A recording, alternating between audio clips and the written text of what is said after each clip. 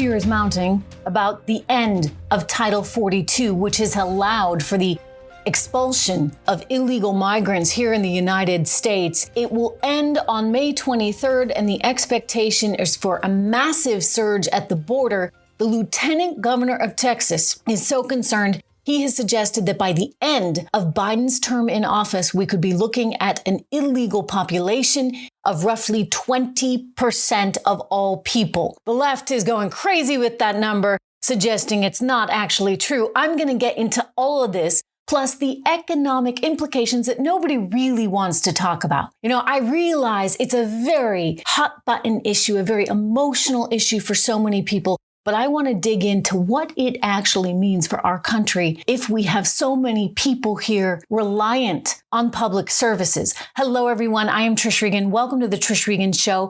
Please make sure that you are downloading this podcast and you're subscribed. Importantly, subscribe to this podcast on Apple iTunes or on Spotify, wherever you're listening to your podcasts right now. I want to point out that portions of today's program are brought to you by Legacy Precious Metals. There has never been a better time to invest in precious metals than right now.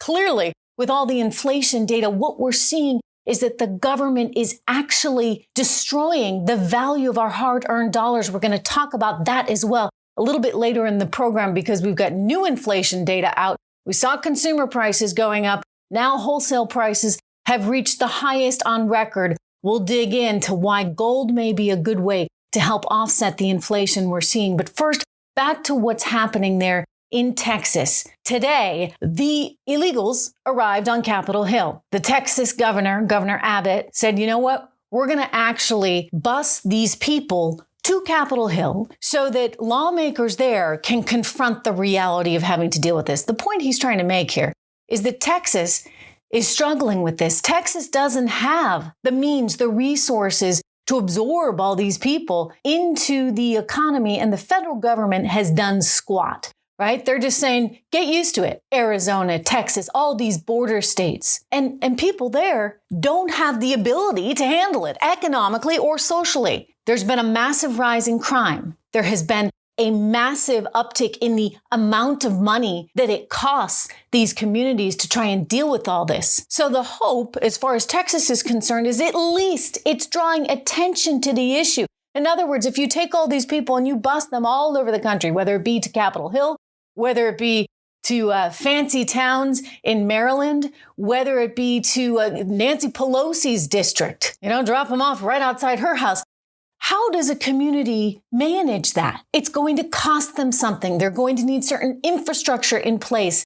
Not to mention, how do you deal with so many people slipping through the cracks that are here illegally and we can't even account for them? Which gets me to another issue. How many people are really here? There have been studies that suggest it's somewhere between 10 and 11 million people that are here illegally. But there was another study done by Yale and MIT suggesting it was more like 22 million people were here illegally, which would, be decent size of our overall population. We got about 330 million people, so maybe, 3% or so. This is one of the concerns that the lieutenant governor there in Texas has, because if you were looking at 22 million then, and we have to assume that more and more people have been coming here, it's very tricky though, because you don't know exactly how many people are here illegally. I mean, we're apprehending a lot of people at the border, and prior to the end of Title 42, we were able to send them back. But if you're actually looking at anywhere from 8,000 to estimates as high as 30,000 people coming here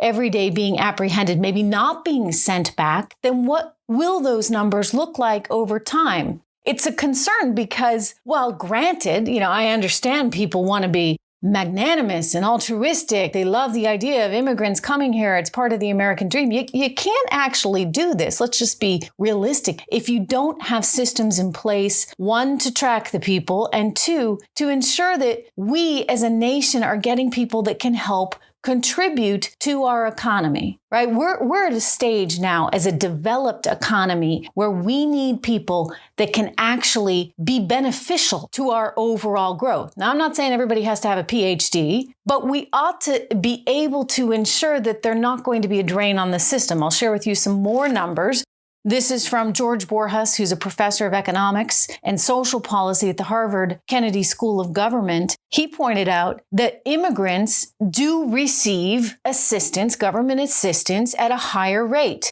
than natives. I know the left doesn't want to talk about this. In fact, when I did a search, this is just great. It's so representative of what's actually going on with big tech right now, because I did a search and I said, what are the economic challenges of illegal immigrants in the United States? And all I got back was a bunch of propaganda from the left saying how illegal immigrants actually add to the economy. You really can't find anything on the negativities. That's an issue in and of itself, a whole other one that, hopefully some smart people like Elon Musk can start to try to correct. But let me get to what I finally was able to find after a lot of research and a lot of digging. And that was this piece by George Borjas, actually called Yes, Immigration Hurts American Workers. Yes, it is costly to the American people, both in terms of actual dollars, but perhaps more importantly, in terms of our future. It's costly to low skilled workers here, which are people that are already here legally. So this affects, by the way, the Hispanic population, the African American population, poor parts of Appalachia where people maybe don't have the same level of skill and education to compete in this increasingly competitive world. And so consequently, they're the ones that are getting shortchanged. Here's the reality. Immigrants that are coming here are receiving government assistance at higher rates than natives. And Professor Borjas says that right out. In fact, I'll quote from his article. Immigrants receive government assistance at higher rates than natives. The higher cost of all the services provided to immigrants and the lower taxes they pay because they have lower earnings inevitably implies that on a year-to-year basis, immigration creates a fiscal hole of at least $50 billion, a burden that falls on the native population. Now you might say, well, what the heck is $50 billion? Really, does that matter? Well, it does matter, because it's not just the $50 billion. It's also the reality that low-skilled American workers are losing out on many of those jobs. It becomes a challenge for the distribution, right, of all the money in the pie. If businesses are able to hire these immigrant workers at a rate that is significantly reduced from what they would otherwise pay, then that actually creates a far larger problem in terms of the distribution of wealth in our economy and puts business owners at an advantage. And so if you think about it, really, the left actually should care much, much more about ensuring that low-skilled, poor Americans actually have access to better paying jobs. I mean, if you're going to be concerned about wages, you've got to actually think about all the dynamics that are going on within the wage environment. Meanwhile, getting back to Texas and the reason why they're sending people in buses to Capitol Hill and want to effectively redistribute these immigrants all over the country, as we see an end to Title 42, is because they have to absorb the economic burdens, meaning the cost of services, whether that be via education, whether that be healthcare, whether that be even in policing communities. As such, this professor there from the Kennedy School of Government makes the point that $50 billion that it's costing the economy in just actual assistance is actually a far larger number. Born here actually translate to a $500 billion loss for our economy every year. Now that's a much bigger number. And so when you talk about it in those ways, I mean, I just think that the left has to be realistic about this. You can't say come one, come all without the ability to, one, ensure that people can take care of themselves when they come here, and two, ensure that they're part of the system so that they are tax-paying Americans. I would get back to what the Trump administration actually originally proposed, which is, hey, we need the red carpet. We need to be able to welcome people that we want here. We need to be strategic about it. By the way, every other country in the whole darn world is strategic about this. I can't move to Mexico tomorrow, right? I can't just show up and live there illegally and, by the way, vote in elections, which is the other leg to this. I mean, that's, of course, one of the real concerns from so many conservative Americans and frankly, independents as well, because we run the risk that you might have people here that are not paying taxes, that are making decisions on who to vote for. And the fear is then it's effectively some kind of, rule of the masses as opposed to people who really have skin in the game. so to speak. And we're going to get to that. I mean, you have 800,000 people now that have been allowed to vote in New York local elections. And there's roughly 15 municipalities all around the country that are allowing this. So let me get to that in just a second. But first, before we do, I want to point out wholesale prices. Did you see this? They rose at the highest level ever on record, 11.2% in the last month. So we are in serious inflation territory here, everyone. You heard my rant yesterday. If you didn't, go back and listen to yesterday's show because I was really angry, really angry about the 8.5% increase in consumer prices. The government, thanks to all its money printing, thanks to its very poor energy policy that is trying to get rid of fossil fuels at a time when, heck, we certainly need them, especially as we consider the conflict in Ukraine. The government is failing the American people here, and it's eroding the value of the US dollar, which is why I keep telling you, if you don't have gold in your portfolio, you need it, okay? You need it. This is just part of a good, well-diversified portfolio. Gold up nearing, once again, $2,000 an ounce. Look, I think that this is the kind of thing you want to hold long term. You just need to have a little bit of gold there to basically even out the inflation that's coming our way.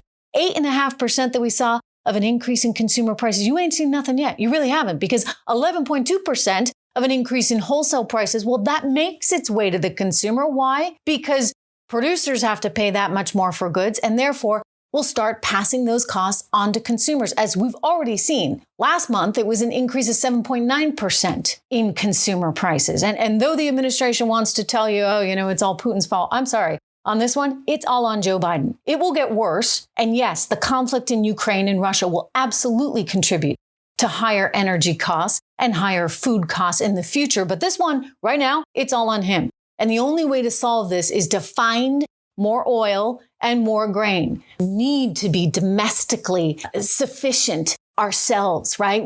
Energy security is really a matter of national security. And I'd say food security as well. So this inflation is disastrous. There is a way to protect yourself. I do encourage you to buy gold. Gold has stood the test of time through thousands of years, and it helps you to mitigate the inflation that is still coming our way. When you go to buy gold, I want you to go to my friends at Legacy Precious Metals. Wonderful group. The CEO has been on the show many times. Their phone number, I'll give it to you now, is 1-866-589-0560, 1-866-589-0560. Tell them I sent you. They'll take very good care of you. I promise you that. Let me know how it goes. LegacyPMInvestments.com, LegacyPMInvestments.com. Go and download their free guide to investing in gold or getting an IRA that's backed with gold today. Turning back to the problem on the immigration front and what may really be going on. Again, Democrats seem to be, and I'm going to get in trouble, I know, for saying this, but they seem to be trying to change certain states, right? Border states that have been historically red. If they maybe could just get enough new people in there, enough new blood, do they have a shot at actually changing it to make it blue? That's been a question. Certainly a lot of people have speculated that ultimately really here is the motive. And so thus it's concerning when you hear the Lieutenant Governor of Texas say that we might be looking at roughly 20% of the U.S. population being illegal immigrants by the end of Joe Biden's term. Again, the social implications, the economic implications. Of course, if you're going to allow people to start voting in municipal elections, then what are the political implications of all of this? And this is where Democrats are going wrong. They're making the mistake of just assuming because you're Hispanic that somehow you're going to want all these people coming here illegally. I don't think that's the case. I think if you are here legally and you're Hispanic that comes from Mexico, there's a good chance that, you know what, you want your neighborhood safe. You want to know who's there. You don't want to risk the chance that you might have to take a lower wage because somebody's willing to do that work that's not paying taxes or it's getting paid under the table. So these are the challenges that the country is really facing. And you can come here, but you got to play by the rules. And you've got to actually fill out the paperwork, and you've got to do what you need to do. And that's perhaps the answer for this nation. It always has been the answer in the past. And frankly, it's the answer everywhere else in the world.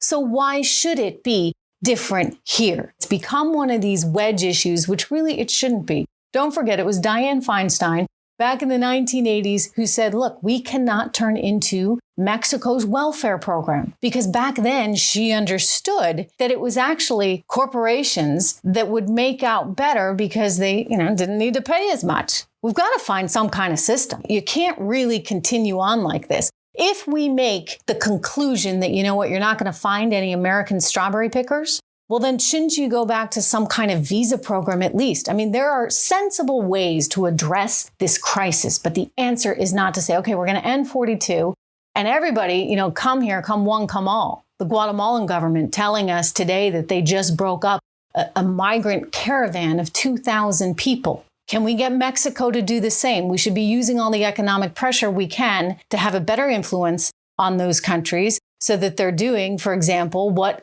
Guatemala is doing. We need Mexico to do the same. Unless you're suddenly going to become the United States of the entire Americas. And at that point, I guess you can bring in Canada too. Look, there's only so much the United States could do. And it's ridiculous, absolutely ridiculous to expect otherwise. But that's this administration for you. You heard me talk about the wholesale inflation numbers. You heard me in yesterday's podcast, that would be season 3, episode 63. You heard me talk about the challenges of immigration right now and how this will likely send us into a recession. I'm going to get into that a little bit more in tomorrow's program. We got JP Morgan's earnings out today, not very good. You're starting to see some weakness now on the American consumer. That weakness is going to cause people to pull back. Why? Because they don't have the money. They don't have the money. They're paying 50% more than they did last year to fill up their gas tanks. They're paying between 10 and 16% more at the grocery stores. Everything is going up and people can't handle this. Real wages for the last 12 months have gone down every single month, because when you adjust for inflation, it doesn't matter. It doesn't matter if the company's paying you more money. If your dollar does not go as far, then you've got real problems, which, is why I keep saying you got to think long and hard about where you're putting your money these days. Anyway, inflation is a problem. It's going to cost Joe Biden in the end. This is where he's making all these mistakes. He's going with this sort of extreme leftism, which is all about environmentalism. Therefore, you can't, invest in things like fossil fuels, and we need to hurt that industry instead of helping it. Realizing, of course, it's a matter of national security. We ought to help it. So you get that going on. You get the border thing going on where the left, nobody's illegal. Nobody can be illegal. I'm sorry, guys. You know what? You need some rules. You need some parameters around this. It's the right thing to do for the country. And then, of course, you have what's going on in Ukraine, which is a total disaster. And you know what? The American people will blame Biden for this. He's sort of damned if he does, damned if he doesn't, of course, because I think ultimately people say, well, why did this happen under him? Why is it that Vladimir Putin thought he could go in now? I suspect it has a lot to do with the European situation and the challenges there. You see, of course, Macron looking increasingly vulnerable. You've got Boris Johnson dealing with, his own problems, the parties there on Downing Street. And then you have Angela Merkel, who left. By the way, not a smart move for her to invest so heavily in Nord Stream 1 and Nord Stream 2, because it made them all the more dependent on Russia for their energy. But nonetheless, the socialists there in charge, it's possible that Vladimir Putin said, well, this is my opportunity. He also got clearly some bad intelligence because he had no idea how much the Ukrainian people would resist all this. But as for how it affects Americans, look, Americans only have so much tolerance, right? They're upset about energy prices and they're upset about the horrors, the injustices, the humanitarian crisis there for the Ukrainian people. And so they're going to say, is he competent? Can he really do this job? And increasingly, the answer is no. He is not good for the economy. He is not good for the international situation. He is not good for our border. And it will cost Democrats. But you know what? That's the beauty of our system. Don't forget, the best system in the world. I know it doesn't always feel perfect, but the answer is you go and you vote people out, right? If they're doing a bad job, out they go. And that is what is going to happen. Quick reminder, join me on Locals. Locals, the platform where you can actually really have free speech. Go to trishregan.locals.com. Join me on my website, trishintel.com, where we've got all the latest news and information for you right there, just for you, trishintel.com.